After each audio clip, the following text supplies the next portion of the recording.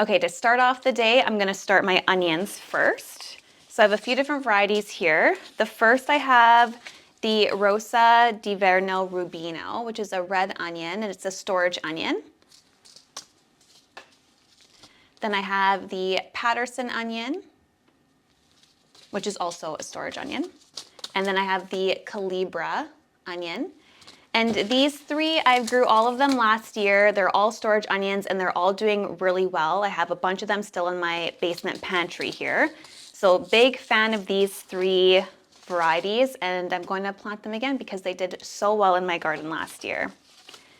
Then I have some leeks. I will say I didn't eat as many leeks as I was anticipating, so I'm not going to go too crazy with my leeks this year.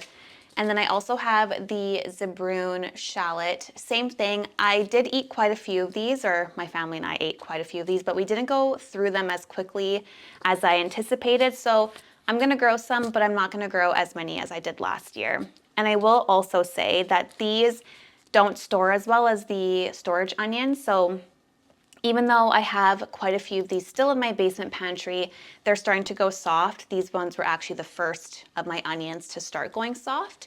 So I'm not gonna plant as many of these this year because I have to go through them faster. And then I think I did a video last year of why I don't love these photo containers for seeds because, and this is my own fault, I tend not to close my seed packages fully when I put them back into these containers. So what ends up happening is that seeds spill out.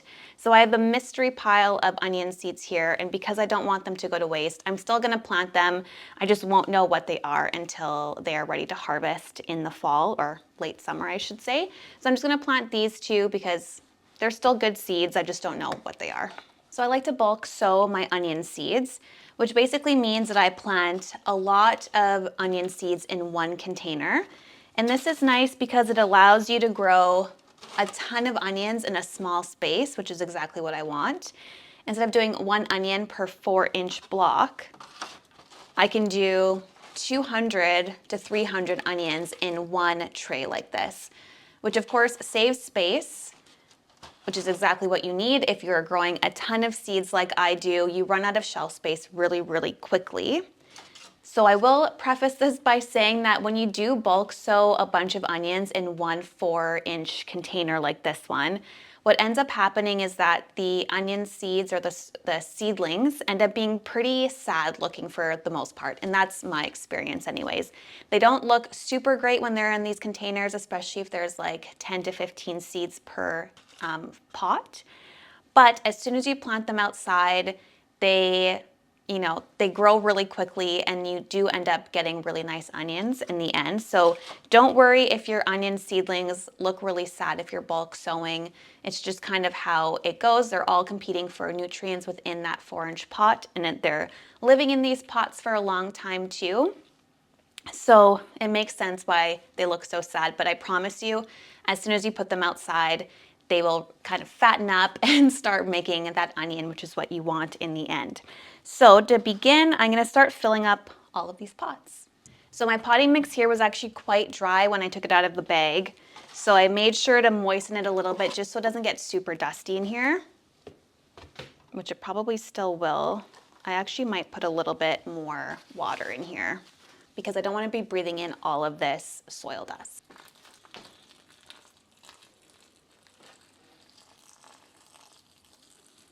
So now I'll start filling up my pots.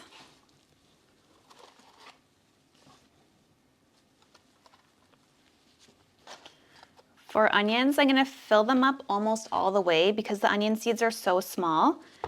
I'm gonna just fill the pots almost to the top, and then I'm just gonna sprinkle on some additional soil on top to cover up the seeds. So last year I had one of my best onion years ever. I don't remember exactly how many onion seeds I planted, but I think I planted like 250. And I probably got like close to 250 onions last year. I gave away a huge amount of them because I knew I wouldn't be able to go through them all myself. And of course, if I can help friends and family out and give them some freshly grown and organically grown onions, of course I will. So I gave a lot of them away, but we still have quite a few in our basement pantry here. And honestly, the ones that we have left over, they look great still. Like I said, the Zebrune shallots are the only ones that have really gotten soft. But I still have only had to throw away like a few of them. The rest are still looking really good, and I imagine they'll last like until the spring, hopefully. But I think the amount of onions I planted last year was perfect because, like I said, I was able to give some away, but we still have some, and it's now February. My goal was to grow enough for the entire year because we go through so many onions. And by the looks of things, we'll be able to accomplish our goal this year, which is pretty exciting. To me, onions are one of those things that most people cook with them. So they are definitely worth growing in your garden. They don't take up a lot of space in terms of like seed starting, especially if you bulk sow them like I'm doing. And then of course they take up a lot of space in your garden, but if you go through as many onions as we do, I think it's worth the space. All of my pots are now filled, so I'm going to start putting some seeds in soil. So I have the Rosa di Verno Rubino seeds here. These are the red onions. And these are what onion seeds look like if you've never seen them before. I'm going to put some more in my hand just to make it easier to seed them. Okay, so because we don't go through a ton of red onions, I'm probably going to do, I'm just trying to see how I want to divide this. And I can do 1 column of the red onion, 2 columns of the Calibra, 2 columns of the Patterson, and then maybe 1 leek and 2 shallots is what I'm thinking that I'll do here. Yeah, because that'll give me, if I do 20 per pot, yeah, I think that should be good. Yeah, okay, that's going to be the plan. So I'll do this first column over here with the Rosa di Verno. And I'm not counting the seeds, but I'm just kind of trying to spread them out as much as possible. And as long as it doesn't look too crowded, I'm sure it'll be fine.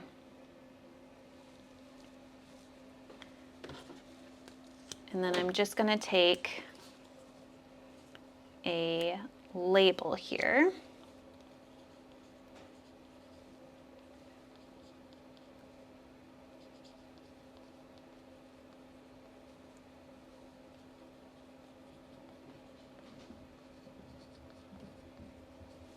And then I'll label it like this. And then I know that this entire column is this onion.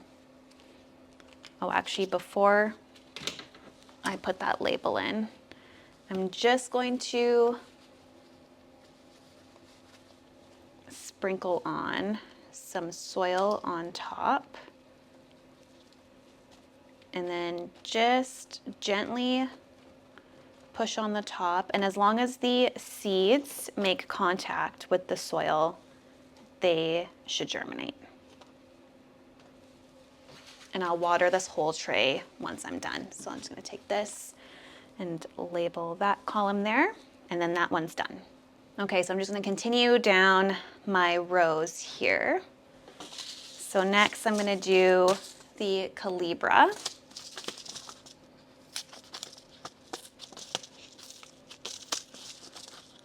And I want more of these 2 onions, the Calibra and the Patterson, because these are the ones I go through the quickest, or the most. I go through more of these than the other onions. I can never open these packages nicely, which is why I have mystery onion seeds. Okay.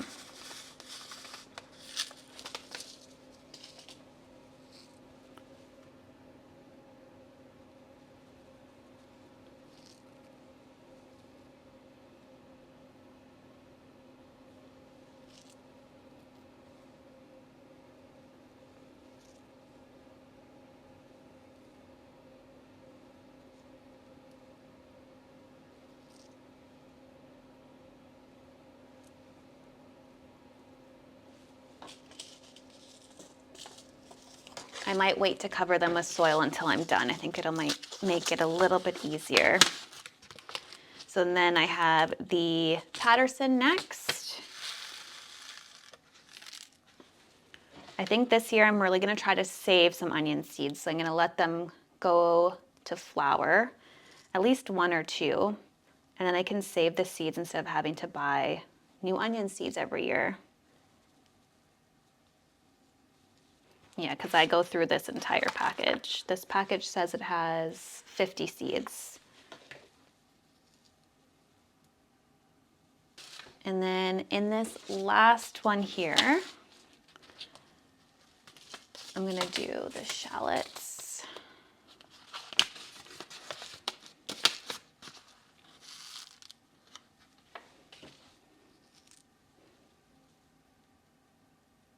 And I already put some leeks in the corner one here, so I don't need to add any more to that one.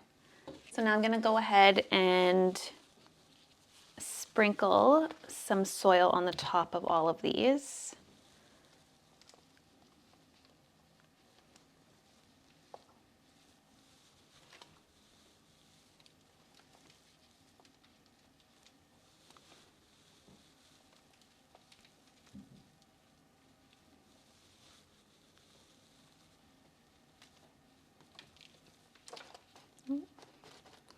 And then I'm just going to tap all of them down gently just to make sure that the seeds have good contact with the soil, because that is necessary for the seeds to germinate.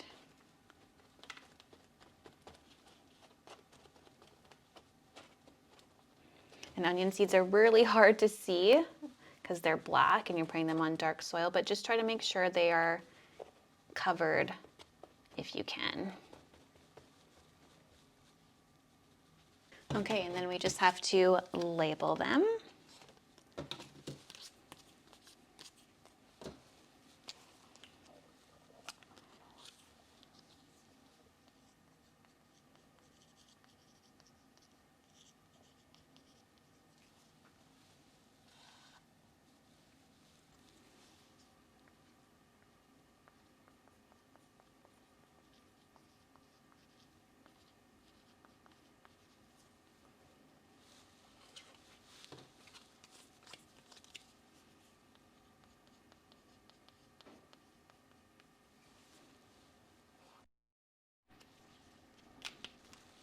Last step of the process, I like to use a little watering can, whatever you call this thing. I'm not sure, to be honest. I like to use this little thing to water my seedlings, especially when I just plant them, because I don't want to use a watering can that can dislodge the seeds that I had just carefully put into their places. So this is more of a gentle stream of water, so it won't actually disturb the seeds. So I'll just put this down so you can see what this looks like. So I just take my watering can and then you just push on it and then it sucks up water, and then you can just lightly squeeze it and the water comes out. It's like a very gentle stream of water. And this soil is already moistened, so I'm not too concerned about it being too dry. I'm basically just wanting to make sure that the seeds are nicely saturated. I'm going to move my seed packages out of the way because I don't want to ruin any seeds that are left inside.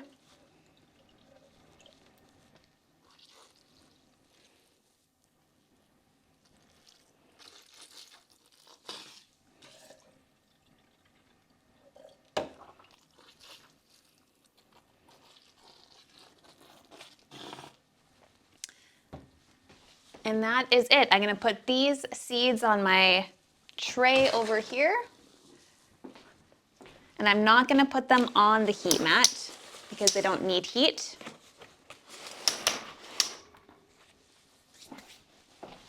And my first seeds of 2025 are done. That's so exciting. Let's do the ginger next. All right, let's plant some ginger.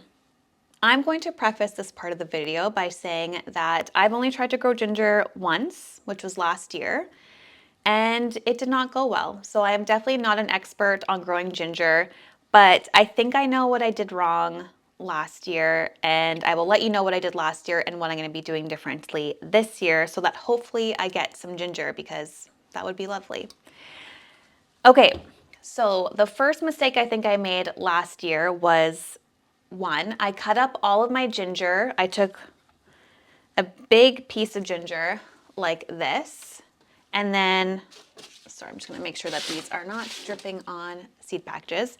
So I took a big piece of ginger like this, and I cut it into 1 or 2 inch pieces. I can insert a photo here just so you can see what it looked like. Then I left those pieces to dry overnight so that a scab essentially covered the surface of where I cut the pieces. And then I just planted those into some soil. I did use a soil where I mixed in some vermiculite, I think, or perlite, one of the two, to make sure that the soil was very well draining. So I think I did good there. But I think what I might have done wrong in that situation was that I cut the pieces too small. So an eye is like this. I don't know if you can see that very well on the screen there, but it looks like a little bit like a rhino horn. And that's where the leaves and the stem will actually grow. And then on the other side of the ginger, you'll have roots.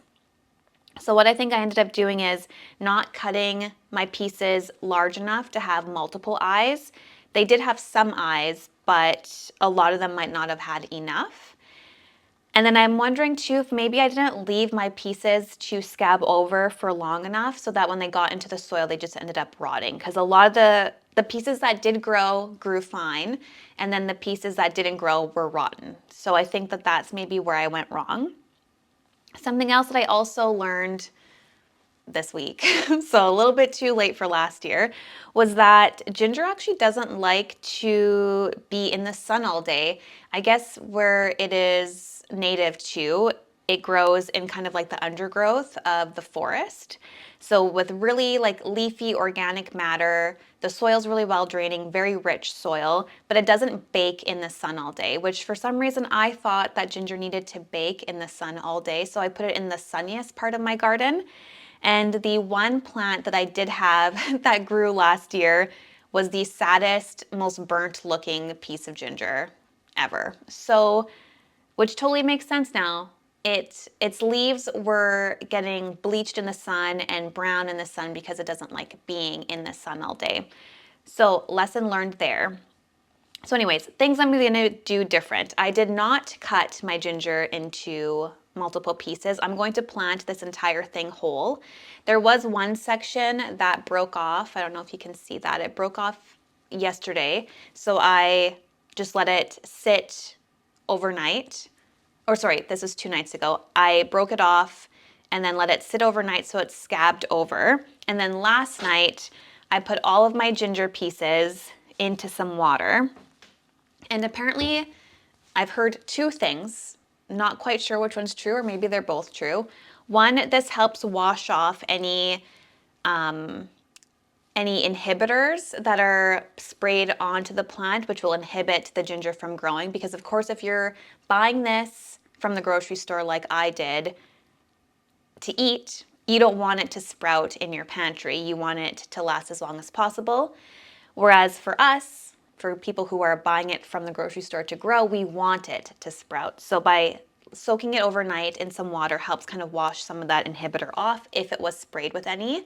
I will say last year, I did not wash my ginger off because I got organic ginger, but the quality of the ginger actually was subpar compared to this. Like the ginger I got last year was a little bit squidgy when I first bought it, so I maybe just got some older ginger, whereas this is like super firm. It's not organic, but I know that I've personally bought ginger from the grocery store that has sprouted in my pantry, so I'm just hoping that this works.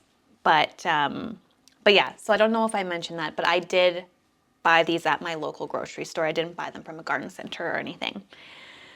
Okay, so I have some pretty big pieces of ginger, and I did flip them so that both sides got soaked in the water.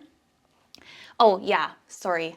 the other point that I was trying to make here is that another reason people soak the ginger in water is to kind of rehydrate them so that you don't have to water them too much, because ginger is a rhizome and it doesn't like to be too wet because it will rot out. So if you soak it in some water just overnight, it kind of helps hydrate the entire rhizome, and that way you don't have to put too much water in the soil, which could rot out the rhizome.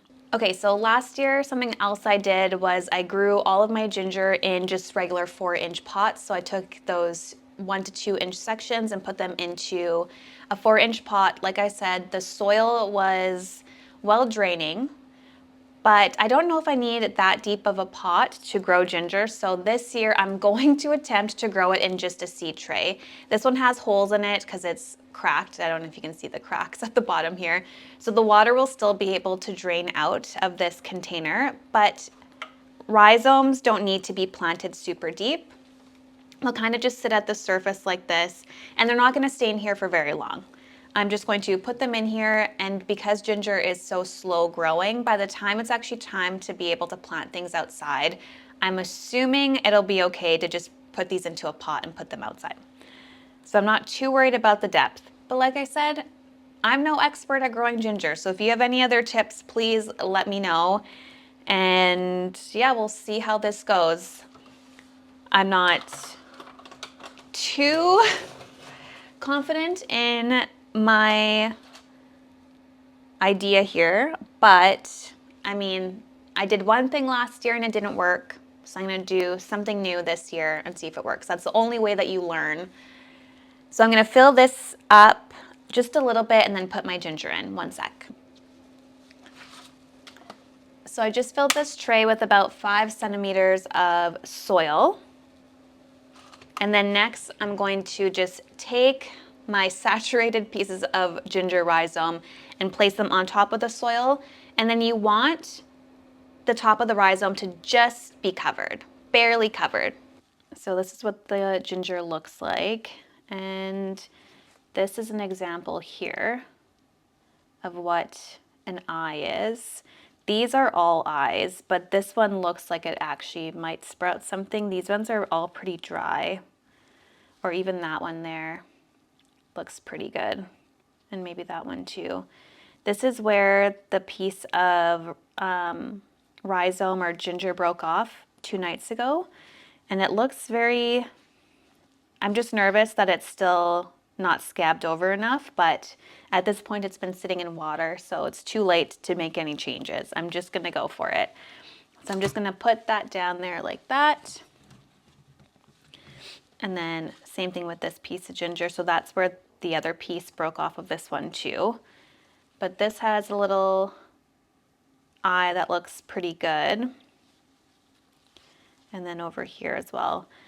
So my idea of not cutting this or these pieces is that maybe if I plant the entire piece of ginger, that I will at least get some shoots that are healthy instead of cutting it into smaller pieces and then kind of reducing my chances of having a nice piece. So this is one of the pieces that fell off, and it's actually pretty squidgy at the bottom here. So I'm not very hopeful about these 2 pieces. I might do that there and then this here.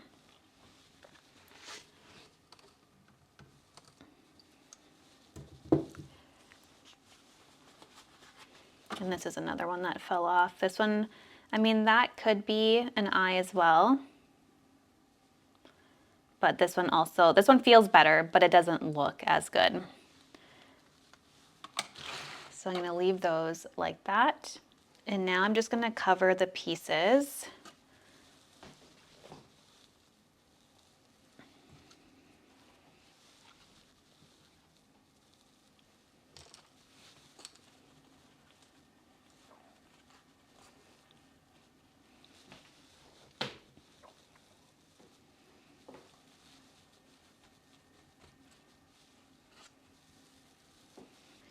So you can see here that my pieces of ginger are just barely covered. You can still see the tops of some of them, and that's usually how rhizomes grow. So I'm gonna leave them like this. The soil is damp and the ginger themselves have been soaking overnight in water. So to avoid oversaturating them too much and making them rot out. I'm just going to leave them just like this.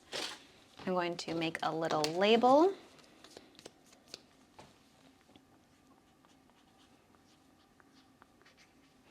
And then I am going to hope that this ends up working out. And I will put these on the heat mat just to help warm up the soil a little bit. Now that my onions and ginger are done, next up are artichokes. So I did grow my very first artichoke last year. I only grew one out of like 10 plants, or only got to harvest one out of 10 plants. So once again, I'm not an expert at growing artichokes, but I feel like I'm a little bit closer than I was last year. So for artichokes, I like to soak my seeds overnight. This just helps with germination. The artichokes that I'm growing are the Imperial Star artichoke. These ones only need 85 to 95 days from transplant to harvest, which is why I'm planting them. A lot of the other artichoke varieties, like Green Globe, for example, have a harvest day of like 115 days, which is too long for my growing season. So I usually try to grow the Imperial Star just because it is a shorter day variety. The West Coast seed package here says to sow 2 seeds per pot, so that's what I'm gonna do. And I have about 25 seeds in this little container of water here. So I'm gonna go fill up some pots onto some trays, and then we'll come back and plant them.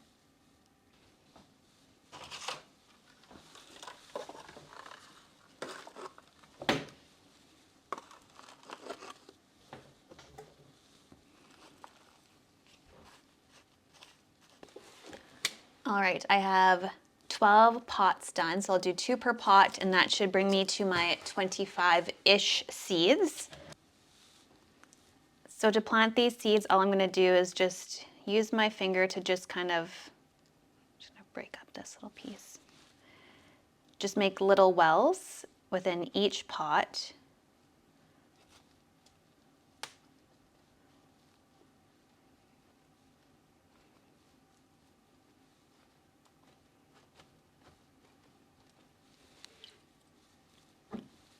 And then just take one seed. Oh, they're sticking to my finger here. Just do one seed per little well.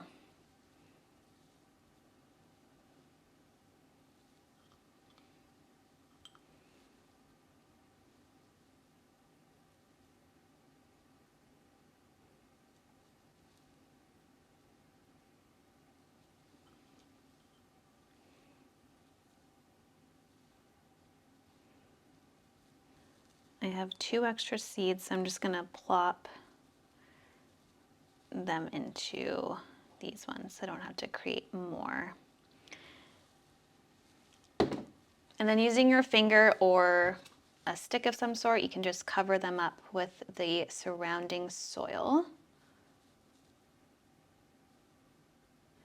And once again, you just really want to make sure that the seeds have good contact with the soil. It really helps with germination. And also another good rule of thumb is to plant a seed twice as deep as the seed is long.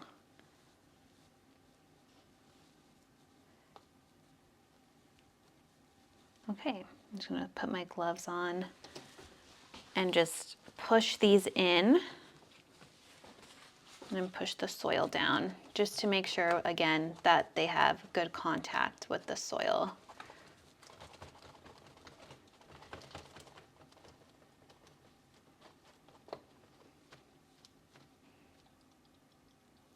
And then once again, using my handy little waterer here, give everything a nice water.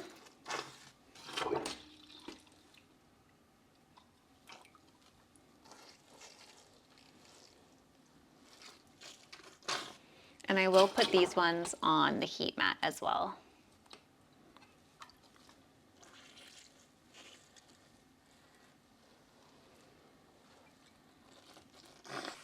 Okay, so my artichokes are done. I'm gonna put these on the heat mat now. One thing about artichokes, if you're new to growing them, they do need to go through a cold period in order to flower. So I think it's about 250 hours at below 10 degrees, but they cannot go below freezing. So they need to go between like 2 degrees and 10 degrees for 250 hours.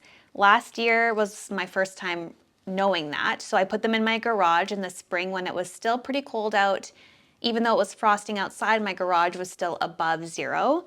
And I think that helped with at least the one artichoke that I got, but the other one still didn't flower. So maybe I needed to put them in for a little bit longer.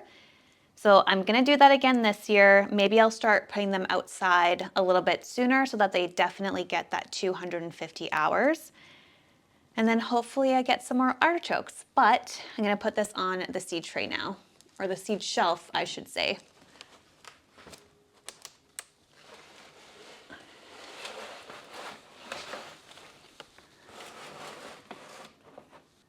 And then if you are new to seed starting, you really want to make sure that your light, I'm going to turn this on right now. You really want to make sure that your light is as close to your seedlings as possible. This will prevent any legginess or like really long and weak plants. You definitely don't want that because it's really hard to rectify once it begins. And then in terms of the heat mats, you want to just keep your plants on the heat mats until they germinate. Once they germinate, take them off the heat mat and then just put them somewhere else on your shelf and you should be good. So that is my first seed starting video of 2025. If you like this video, please make sure to hit that like or subscribe button. And let me know if you have any suggestions or tips or tricks for growing ginger and or artichokes. I would love to hear them. I hope you have a great week in the garden and I will see you next time. Happy gardening.